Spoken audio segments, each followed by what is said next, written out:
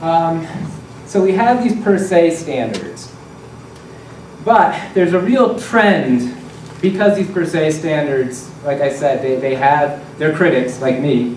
Some individuals have pushed for what I call the slam dunk for prosecutors law. This is called a zero tolerance per se law.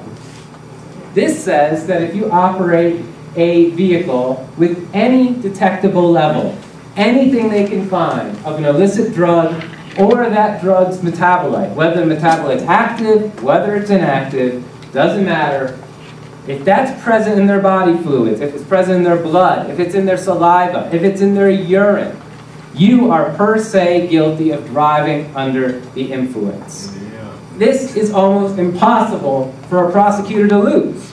All they need is a toxicology report that comes back from the lab, says there's the presence of THC, says there's carboxy-THC, that's it. Over, they win. The client's guilty. So this is the trend. This is where DAs want to go, this is where cops want to go, this is where prosecutors want to go. In this case, you know, that multidisciplinary standard we talked about earlier, throw that out the window. You don't need a DRE, field sobriety test, irrelevant. All you need is a tox screen. These laws are not based on science, they're based on convenience, I like to say. They create, in effect, any driving-related crime that's divorced from impairment. In fact, when you talk to individuals pushing these laws, they'll tell you privately that is, in fact, what they want to do.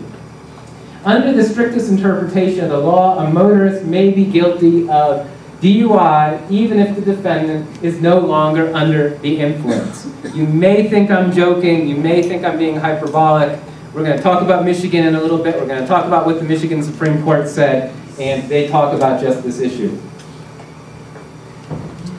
So here's some of the big words I talked about before, and I think it's important when we're talking about these laws, I got to give you a little bit of the science, because the science also helps point out why these laws are so irrational.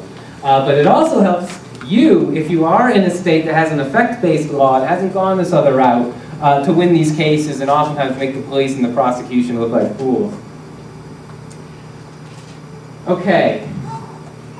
Oftentimes, and maybe I should just throw this out, do people here pretty much understand the difference of blood and urine when we're talking about marijuana? Okay. Give us a couple minutes. Okay. When you take a drug, any drug, might be marijuana, might be alcohol, might be your prescription Xanax, whatever. When you take that drug, the active ingredient of that drug enters the bloodstream, goes to the brain, you feel high. The highest you feel on the drug is when your blood levels are at the highest. That's called a peak blood level. Usually that's very shortly after you took the drug. Then those levels dissipate, you don't feel as high anymore. There's usually a fairly narrow window. You smoke pot, you might feel awfully high pretty quickly, a couple hours, the effects, you don't feel them anymore. That's because your blood levels spiked very quickly, then they dropped ever so fairly quickly as well. It's very easy when we're talking about detecting THC in the blood to have an idea how long the THC is detectable in the blood. You're feeling high, it's probably detectable in your blood. You're feeling very high, your THC blood levels are probably awfully high then. You don't feel high a few hours later, that's because there's really nothing there anymore. Very narrow window of detection. Because there's a narrow window of detection, we can often take a blood test and have some idea if a person's recently used marijuana. If we take a urine test, we're not looking for THC. We're not looking for the active ingredient in a drug. When we're talking about a urine test, we're actually looking for a metabolite. We're looking for a byproduct. It lingers longer. It has to, because the active ingredient has been metabolized. In the case of marijuana, it's been metabolized by the liver, and it's been turned into something else. You don't have the byproduct until it's been metabolized, so of course that's going to linger longer. Law enforcement, drug testers, employers, they like looking for the byproduct because then it gives them a very long window of detection, particularly for a certain byproduct in marijuana, the inert one.